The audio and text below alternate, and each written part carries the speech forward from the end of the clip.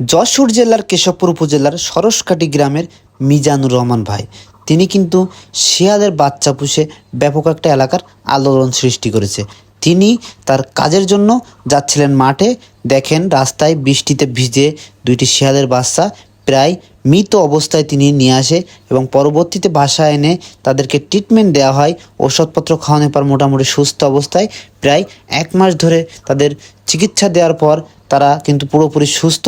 পরবর্তীতে তিনি তখন ছেড়ে দিতে যায়, শিয়ালের বাচ্চা দুটোই তার পিছু ছাড়ে না।